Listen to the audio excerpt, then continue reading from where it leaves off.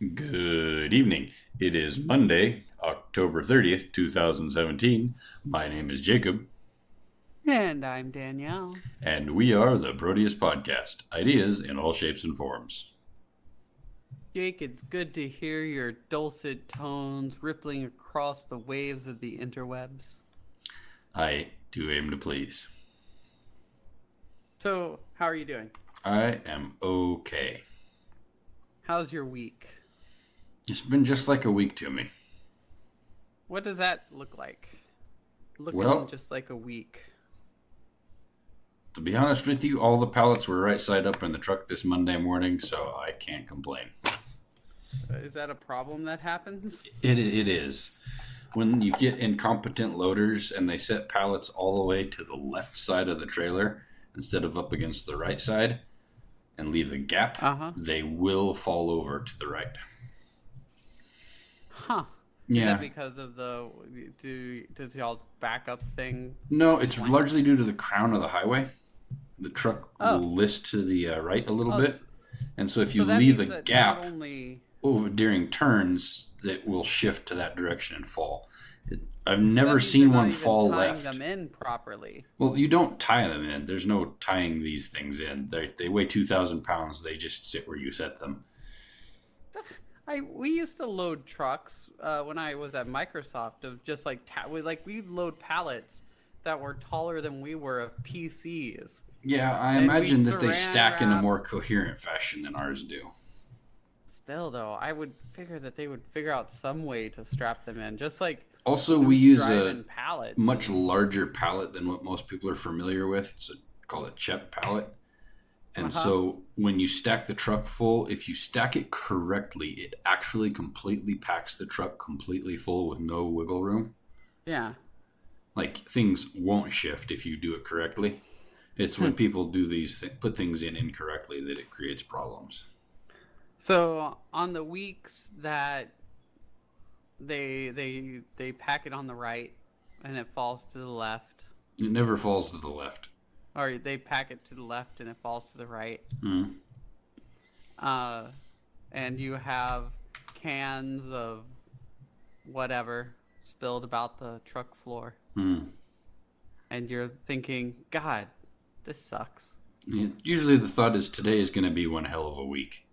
Yeah, how do you get past that moment? Cardio? Cardio. Jake's solution to problems in life, you work through it. Vigorous swearing and cardio. But like do you just do it angry the entire time, or do you just like there's no other way to do it. You do it angry. All right. I found that nothing is more effective at getting a lot of manual labor done than working up really good rage. So then the work's done. Does the rage dissipate at that point? Yeah, at that point you're too tired to keep a rage up, and you just kind of shut down. So if we were to take that to real life scenario, outside of the grocery store realm, something really pisses you off, go and work out at the gym. Work out at the gym until you can't move. Now, is that what you do in the outside of the grocery store world? Yeah, pretty much. You go and work out at the gym until you can't move? Well, or do something until I can't move. Honestly, this is probably the best fitness program there really is. Like, I'm so mad, I just got to go work out until I can't physically move myself around anymore. So much anger, Hulk, clean up the back of a truck. I'm sure it's doing something really horrible to me, Like all those cortisols from the stress are probably going to kill me, but, it's fun while it lasts.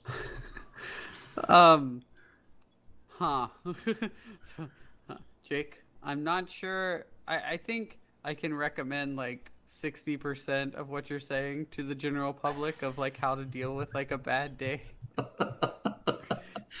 So this is how to deal with a bad day. What's problem is making it a lifestyle. Yeah, it's like, don't you understand? This is how I got the vein in my head to be so prominent.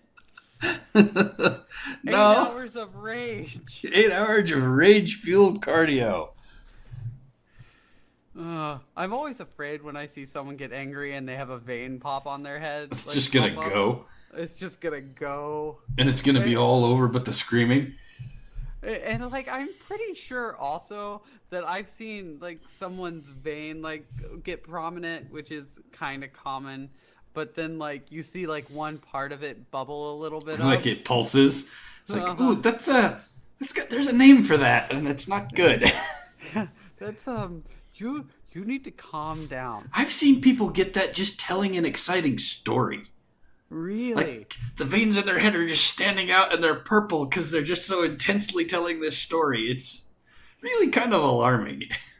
I'm like, calm down. They're not even angry. They are intense. That makes me feel like their fight and flight receptors may be a little bit mixed up.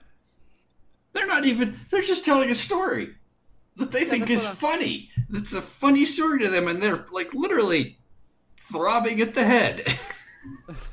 Throbbing at the head, everybody. Yep, throbbing at the head. That's the head. What else could you really call that? I don't know. I don't know. I don't think there's a way to say that in a good way. There's not going to be a way to say that. Doesn't make it seem really weird. Yeah. But yeah, I don't know. I just try to what's the word for it? Koosfraba? Yeah, I try to learn the Goosefraba. Yeah. Goosefraba.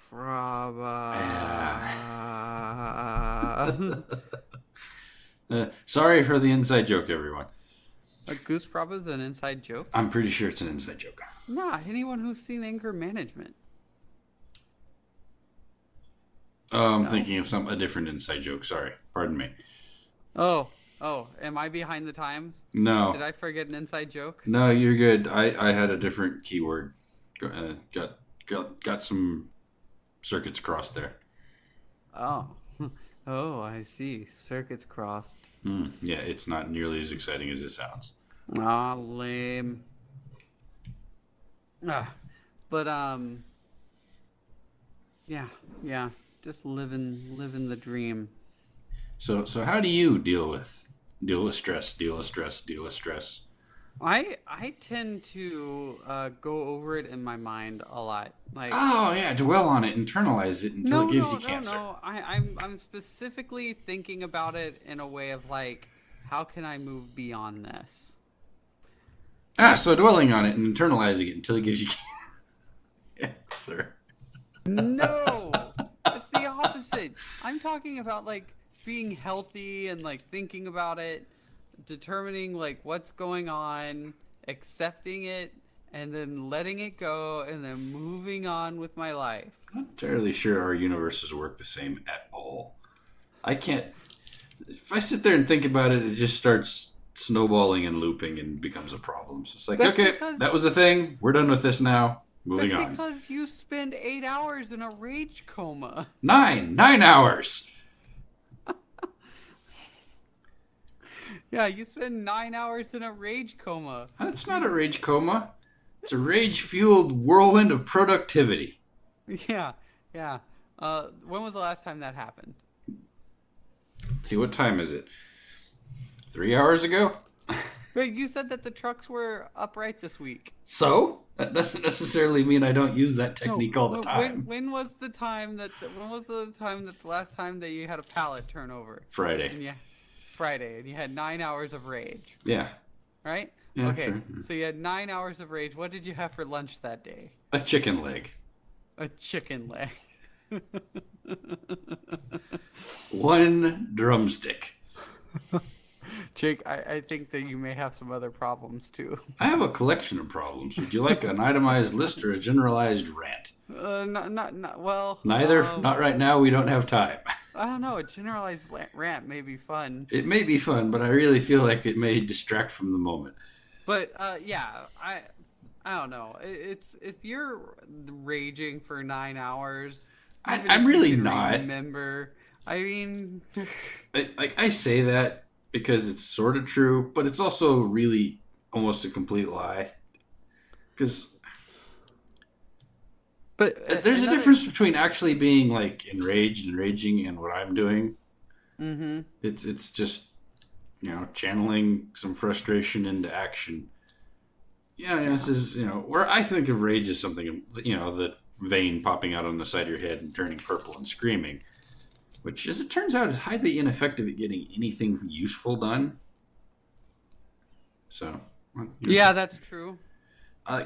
Having done that a few times, I found that nothing productive ever happens when you scream at people. Like, as much as it makes, you might feel better for 5 minutes, but like, they still don't learn. Like, if you've got someone that's done something stupid to the point where you need to scream at them, and you scream at them, they will be no smarter after you scream at them. This is also true. Which is puzzling. I'm not really sure how... Screaming at people is never really helpful. Hardly ever. No. Hardly ever. Like, that type of thing just doesn't help. I'm having the weirdest feeling of deja vu right now. Vujade. We had this conversation before. Vujade. The sense that none of this has ever happened before. Thank you, George. I think that like assessing what's going on and addressing it is a positive way of handling things. I think that being able to talk about it with other people is a positive way of handling things. I don't know, your way, I mean, I understand your way because I've done your way. I don't think it's helpful. I think it's the opposite of the helpful. Well, also the work has to get done, and there's not enough people to do it, so it's helpful in that regard. Okay. So there's not... Well, like, beyond that, like, let's move beyond the grocery store. Yeah. And be like... I don't know that this would apply very well to many other applications. This is a system that fits into... This is how you handle all your... This is where all my stress comes from. This is where all my stress comes from, Danielle. I'm spinning it back on itself. It's very effective. This is going to completely snowball on me if I ever have to go do anything else. I can tell you that right now. I recognize the flaws in this system and know that I'm going to have to make a whole new one. All right. As long as you can admit that. I absolutely admit that. This is a bad system, but we've always done it this way. Okay. I read a quote the other day that said some of the most dangerous words in the English language are, "We've always done it this way." I hate it whenever someone tells me that. When I'm at work and I'm like, oh, can we change this? They're like, no, not really. We've always done it this way. And I'm like, this way is stupid. Yeah. I fixed a thing like that when I first started working at the store. Would you like to hear the example? I would.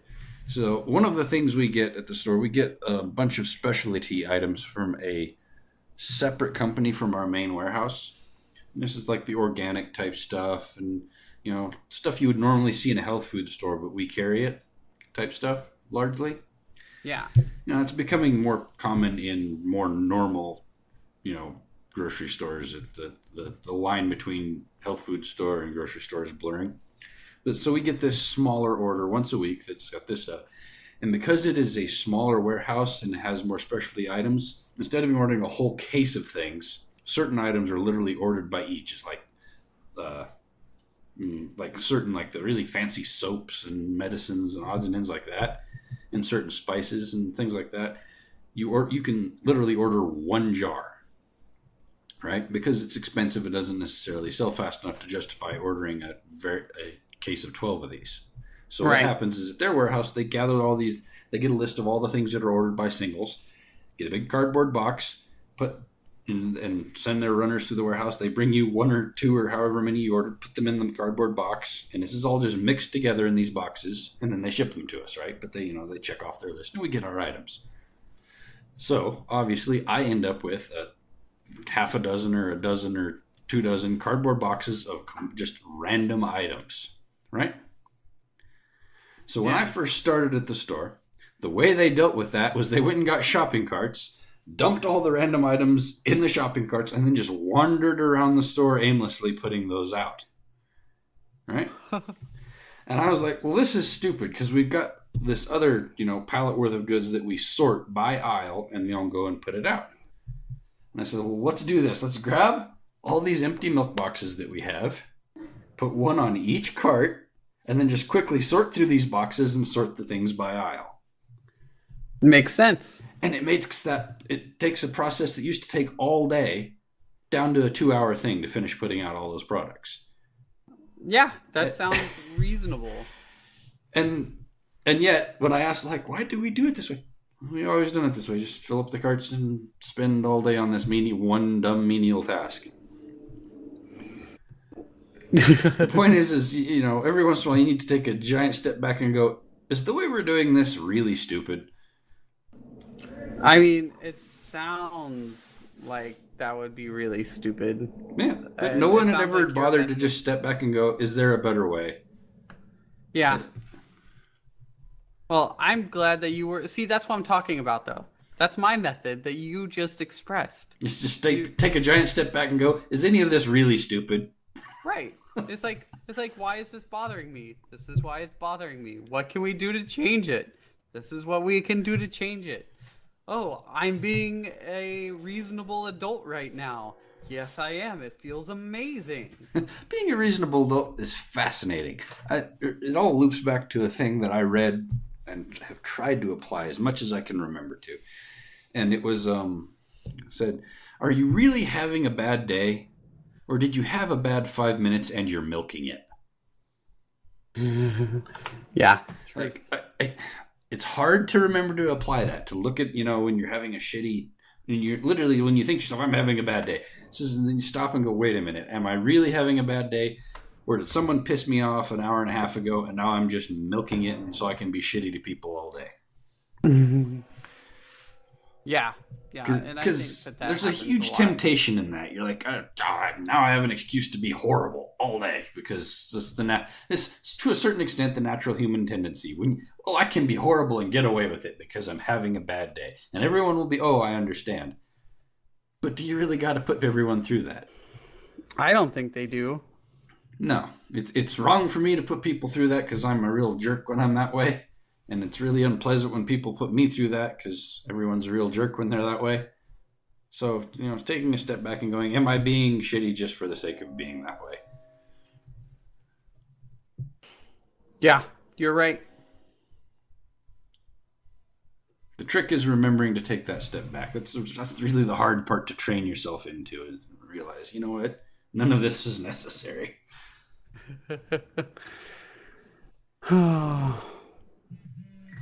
So, yeah. Oh my. Oh my. The mothership's calling. The mothership is phoned in. Yeah. Well, that's inappropriate. I'll address that later. Were you about to have a rage coma? Nope. But, anyways. I have a cat right here. Oh, good. A cat. Yeah. She's trying to get close enough to the mic to nuzzle it. Oh, it sounds like a good cat. Have you ever noticed that sometimes animals end up weird? Yeah, sometimes animals end up weird. We had a cat when I was a kid. This cat's name was Bob. He was a Manx cat. How did he handle rage? I don't know if Bob was capable of rage. Bob was an extraordinarily friendly cat. Also, Bob was a licker. A licker? Have you ever had a cat that was a licker? My cat will, the way that she has a protocol, before you're allowed to pet her. The licking protocol? Yeah, so first she smells your hand, and then she'll smell around your hand, and then she'll lick one or two of your fingers, and then she'll give her neck for you to scritch, or she'll walk away. But she will not let you touch her until you do the protocol. That's puzzling. See, Bob was a licker, in much the same way a Saint Bernard might be. Okay. I've never met another cat that would do this. Bob would just lick you, right? Mm-hmm. This cat, and he wouldn't stop. Like one time, I woke up in the middle of the night because we had puppies and cats at the same time, right? And I woke up in the middle of the night, thinking someone was trying to wake me up in the morning by putting a puppy on me. And if you put a puppy on someone and they're asleep, they are instantly licked awake, right? Yeah. I woke up slightly damp about the head and face, going, "Take the puppy away!" Only to finally come conscious enough to realize there is a cat on me, and it has been licking me for some time because I'm damp about the head and face. See, here's the thing though, like cats' tongues are much more rough than a dog's tongue. I was asleep. But still, it's just sitting there licking my head. It's a very weird cat.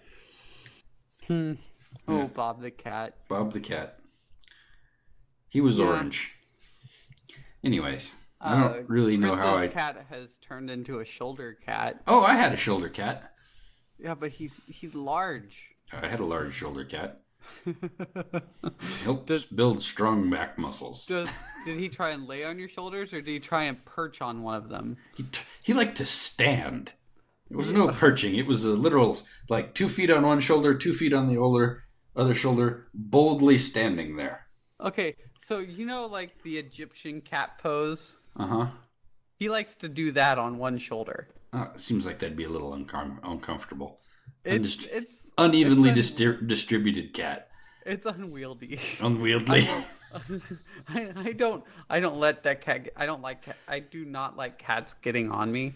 So he doesn't get on me, but he does it to everyone who picks him up. It's like they pick him up, and at first it's like he's doing that deal where he's putting his first 2 paws on your shoulder and then you're holding his body next to your chest, and then he starts climbing up. And then he's on your head. And then he's on your shoulders. And then he positions himself to get onto a shoulder, and then he perches like an Egyptian cat. I like him. Seems like we'd get along just fine. Really? Mm-hmm. You wouldn't mind that? Nah. Because I would mind I'm kind of a cat person, so. Tweedle out of it. Yeah. See, back in the day before Bob, or closely following Bob, the timeline is hazy. It was long ago. I had a cat that was a shoulder riding cat, but he liked to just ride on anything. Like if you were pushing the wheelbarrow across the yard, he'd run over and jump on it and ride on it. Uh-huh. But he would, then he would move from the wheelbarrow up the wheelbarrow handle, up your arm and onto your shoulders and ride on you. It's just as long as it was moving, he wanted to be on it. He was quite the impressive animal. Okay. This accidentally led to him getting himself kidnapped once or twice by getting in other people's vehicles and riding to town. 2-3 days later, we have your cat. Oh, thanks. So he got to see the world. Oh, good for him. He would ride in the pickup, and we'd be checking things on the ranch, and we'd be, with the windows down, just cruising along. And he'd be leaning over your arm, looking out the window like a dog. And then he'd be up on the window. And then he'd walk out on the ledge on the window and walk out across the hood. And then on the other side. And then back into the back of the pickup and just all around. While driving? While driving. Wow. It wasn't safe to try to stop him. You might knock him off balance. So he just let him do as he pleased. And how did this cat pass away? He eventually got run over at the ripe old age of 15. Wow. Yeah. Huh. Yeah, that cat had gone weird on you. All of my cats do that. I've yet to have a normal cat, whatever that is. Mm-hmm. I think Max is close to a normal cat. I don't know. My cat, so last night, speaking of him trying to be a normal cat, we had an IKEA day a couple weeks ago when we finally put together the furniture. How many IKEA points did you acquire? Oh, -1 billion. I hate that place. You lost IKEA points trying to assemble IKEA furniture? Because I don't like IKEA. Also, Krista wouldn't let me help build the furniture because she really wanted to do it herself. Because that's the only way you gain IKEA points is in assembling the furniture. Well, Krista did it because Krista likes assembling furniture. Yeah. So anyway, I went to an IKEA once. So the cat is all in the boxes while Krista's doing this and I'm watching. Well, yeah. Because the cat assumes you purchased the boxes for the cat. Right. And so then, it's time for us to take the recycling out. So we collapse the boxes and stack the collapsed boxes next to the door. And he spent like 5 minutes trying to get inside the collapsed box. You should totally keep a box just for the cat. We keep boxes for the cat. These were new, exciting boxes. These were new, exciting boxes. These weren't those old boxes of varying shapes and sizes. These were new box that he had just discovered. Had new smells and places to be. But like you could tell, he was like, "This used to be a box. I want to get into it." I saw, like the internet once said, Amazon, the premier provider of cat beds since whichever year. Yeah. Premier provider of cat beds. So, yeah, cats. Cats are a good way to relieve stress. Yeah, I was gonna say cats are a good way to relieve stress. There's nothing quite like a warm, fuzzy kitty. I mean, there has to be like some kind of study that's been done around cats, and there actually has the sound of a cat purring is quite possibly one of the least understood and most magical things ever on the planet, because it actually can help promote cell regeneration, weirdly enough. Cats and people will heal better and quicker with the sound of a cat purring there. Really? Yeah, it's not well understood, but it's fairly well documented. I don't understand. Me neither. Also, despite all of our advances in modern imaging science, we still don't completely understand how cats make that noise. I just figure that there's something loose rattling on the inside. Yeah, but we don't know what it is. So that fascinates me. It's like we still don't know how they do that, and it's good for you. So, cats. Nature's stress relief device. It's warm, it's fuzzy, and it makes a nice sound. What about dogs? I'm not a dog person, so I can't speak to that. Fair enough. I find dogs oftentimes too much trouble. Yeah, well, because they're fundamentally different types of animals. Dogs are pack animals, so they thrive on your attention. Cats, for the most part, are not pack animals, so they tolerate your attention. And so I think it really is like if you're the extrovert type A personality, you're gonna, dogs needing your attention is fine. But if you're the kind of person that needs to, sit down and recharge after you deal with people, a dog is just going to continue to deplete your batteries. I get it. That's my theory, because it's, because they are the same type of social interaction as dealing with people. That they want your attention because they're a pack animal. Whereas cats, just because I'm in the same room as you means nothing. Yes, you're correct. I'm pretty much just making things up as I go along here to explain how I feel about these animals, but that's the dynamic I see in terms of dogs and cats and people. I see no reason to refute that. And I'm one of those people that after I deal with people long enough, I need to be alone for several hours and stare off into space and listen to the whistling sound where my memories used to be. One of the things you could do, Jake, is you could take a vacation to one of the cat islands of Japan. That would be weird. Yeah. They have islands that are just filled with cats. Have you ever heard of this? Yeah, I have. I'm trying to decide if I would like it or not. They all look really fluffy. They are, but are they friendly? As I really don't want to go somewhere with an entire swarm of feral, unpleasant, mean cats. That doesn't really sound fun. Evidently, tourists come and feed them. So it's a thing. I could probably accomplish that here. There's like 250,000 loose cats in this town. If I just put up some catnip bushes and started putting out food. You should set up catnip bushes around the railroad blues.